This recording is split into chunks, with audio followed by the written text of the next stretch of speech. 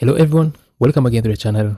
Thank you so much for watching my videos and welcome in today's episode. Now in this video, we're going to be discussing the math behind a $10 Kaspa. Now due to the recent prices, due to the recent price action of Kaspa, most of the people in the Kaspa community might be thinking that Kaspa reaching $10 is way impossible. But I'm here to tell you that Kaspa is going to hit those prices. And this is not financial advice. This is me sharing my conviction. So before you go ahead, don't forget to hit the like, don't forget to subscribe. It really helps spread the word about Kaspa to as many people as possible. So let's get into this video. We're going to start with this post from Cryptomath, who said, Bitcoin's market cap in 2013 was 2 to 3 billion. Kaspa's market cap in 2025 is 2 to 3 billion. Buying Kaspa now is like buying Bitcoin in 2013. I think this is exactly true because most of the people think short term. Most of the people are thinking about the next 3 months, the next 6 months, the next 1 year. But when you think long term, I think the price of Kaspa is going to really appreciate. It is mathematically proven. Now we're going to look at the relationship between Bitcoin and the global liquidity, and we're also going to be looking at the relationship between Kaspa and the global liquidity. Using these two metrics, I think we can know exactly what is going to happen with Kaspa, because we know a Kaspa is also directly influenced by the global liquidity. And I think Kaspa might be more sensitive and more reactive to the global liquidity than even Bitcoin. So what you need to understand is that the global money supply growth chart shows the money supply growth of the top 21 central banks against the price of Bitcoin, and it compares it to the values from a year ago.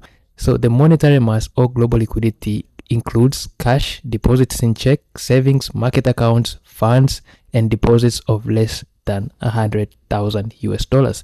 So if the global liquidity is increasing, it means that major central banks are making more money available to their country.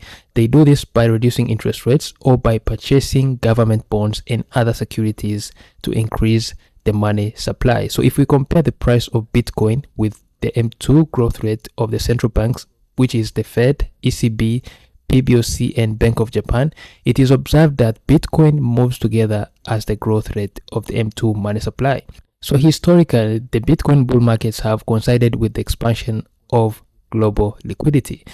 So I think Kaspa follows the same trend as Bitcoin because they all respond and they all respect with the expansion of the global liquidity. So when you look at this chart, the black line represents the Bitcoin price and the blue line represents the global liquidity, and we have this green structure which represents the global liquidity expansion and contraction. Now you can see during periods of global liquidity expansion, that is when we observed significant moves when it comes to the price of Bitcoin. When there was liquidity contraction, we can see exactly that the price of Bitcoin was going down, and this happened back in 2013. It happened also back in 2017.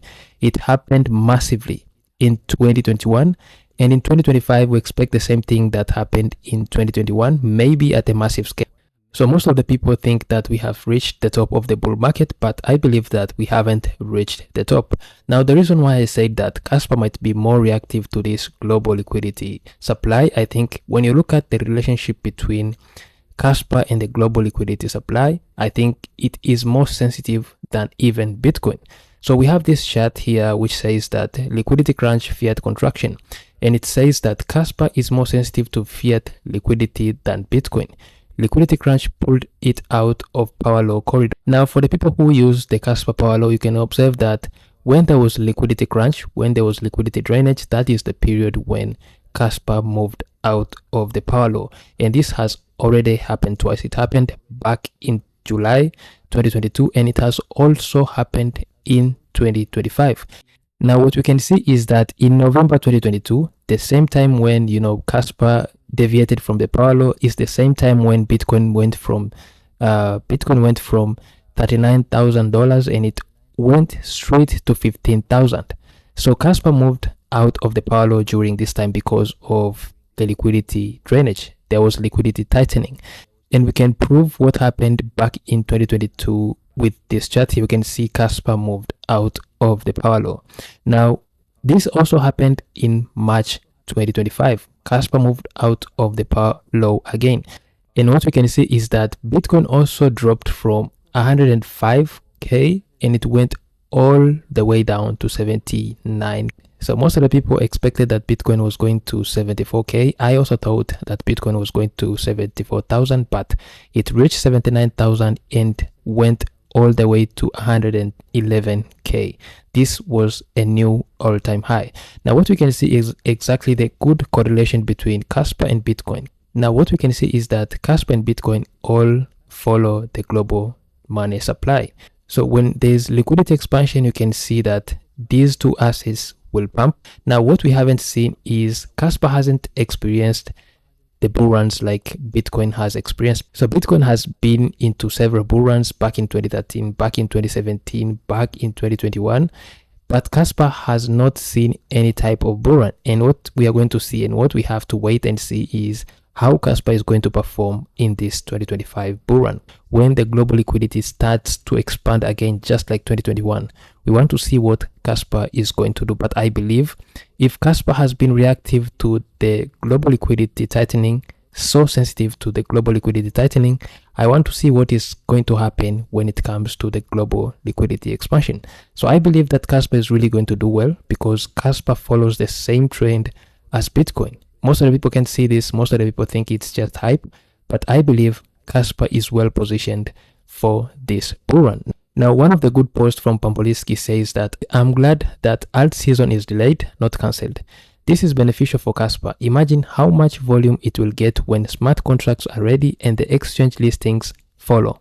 Even I sometimes can't comprehend what kind of game we are holding. So Kaspa has a lot of catalysts coming in the way, and it's going to come when the bull run starts to kick in. Now imagine the bull run is getting started and Kaspa is releasing smart contracts, and Kaspa also is being listed on top tier 1 exchanges. It's going to really be massive.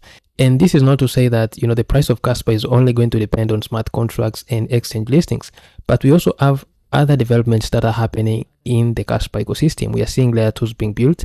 We are seeing big projects, for example, the Kaspa key, developing a lot of stuff. One of the tweets from Elon Musk says that solar power is so obviously the future for anyone who can do elementary math. This was a quote from one of the tweets. Now this post says that the anti-solar mind virus has infected the GOP. There's still plenty of principled conservatives, but they are being drowned out by ideologies and cronies. Look at this chart and tell me again how solar energy isn't real energy. Now you can see that renewable energy is the future, and the people who realize this early are the people that are going to be on top or way ahead of time. And the good thing is that one of the projects that is developing on the Kaspa network is Kaspa Key, and Kaspa Key, we know exactly that it is focused on renewable energy, and solar energy is one of the aspects that is projected to have massive growth. So when I looked into the renewable energy market report scope, it says that the market value of renewable energies in 2024 is 1.39 trillion, and the revenue forecast in 2030 is 3.6 trillion US dollars. Now this is really massive. If we get this 3.6 trillion US dollars being on the Kaspa network, I think it's really going to drive the price of Kaspa to insane levels. And we don't even need all of this, amount of market into the Kaspa network. Even a fraction or a portion of it is really going to drive the price of Kaspa to insane levels. So when you look at the tweet from one of the community members who is called Zach, and this tweet says that to all the people that think Kaspa can only hit 0.5 to $1 this cycle, you are idiot. That's like selling Bitcoin for 1k. Here's the list of cash prices with market cap. Roughly 0.5 equals 11.8 billion market cap, $1 equals 23.6 billion market cap, $1.5 equals 35.4 billion market cap, $2 equals 47.2 billion market cap, $2.5 equals 59 billion market cap, $3 equals 70.8 billion in market cap, 3.5 equals 82.6 billion market cap. I can go on and on until when we reach $10. $10 equals 236 billion in market cap. Now you can see exactly that only a small portion from the renewable energy markets can even drive the price of Kaspa to $10. If we get like 3.6 trillion, even a portion of it, if it comes to Kaspa, you can see the price of Kaspa really push to $10. And this is not financial advice. This is just me doing my analysis, and this is just me sharing my conviction. I might be wrong, I might be right. But if this happens, you can know exactly that the price of Kaspa is going to go to insane levels. Now, let me know what you think in the comment section down below. Do you believe that this is really going to happen, or is this just a pipe dream? Now, one of the things that I really wanted to say is about the WAPCO. We know that WAPCO is something that is going to revolutionize the banking systems. We have XRP, which is doing it, but XRP, we know exactly that it is not decentralized. So I also looked at the comparison between Kaspa and XRP. Kaspa is currently at 0.08 and XRP is at 2.29. Now, when you compare the market cap of XRP to the market cap of Kaspa, you can see exactly that, Kaspa has the market cap of 2.3 billion and XRP has the market cap of 134 billion. A market cap of 134 billion, but Kaspa is expected to take over the XRP market. So we know exactly that the market of XRP is the banks, because XRP provides banks with the infrastructure in order for them to do cross-border payments effectively and fast with low cost. So we know that the market of XRP is the banks. XRP provides the banks with infrastructure for them to do cross-border payments easily and fast. But when you compare the speed, when you compare security, when you compare scalability of Kaspa and XRP, Kaspa beats XRP in every aspect. Now, it is so surprising to see that, Kaspa has the market cap of 2.3 billion and XRP has the market of 134. With WAPCO that is being developed by Kaspa Key, we know exactly that Kaspa is going to beat XRP in every aspect, because Kaspa is fast, Kaspa is decentralized, Kaspa is proof of work, and Kaspa is scalable. We are currently at 10 blocks per second. We expect to go to 100 blocks per second. With features like, Dark Knight, with smart contracts and everything that is going to come on Kaspa, I think Kaspa is going to beat XRP in every aspect. So if Kaspa beats XRP in every aspect, we also expect Kaspa to beat XRP in terms of market cap. Now, when you look at the market cap of XRP at its all-time high, which was 190 billion, that could put Kaspa easily at $7. So I think Kaspa achieving $10 is very possible. So we have a lot of factors that are going to contribute into Kaspa reaching $10, even beyond $10. This is just being conservative, because I believe Kaspa has a very big potential.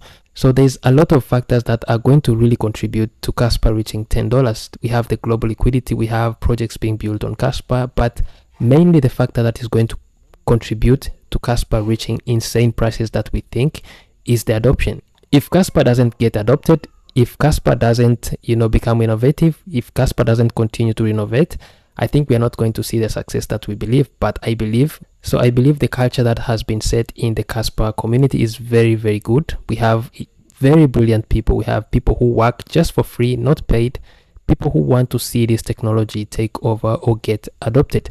So I believe the price of Kaspa is going to reach the levels that we really predict. And let me know what you think in the comment section down below. So thank you so much for watching, and see you in another episode.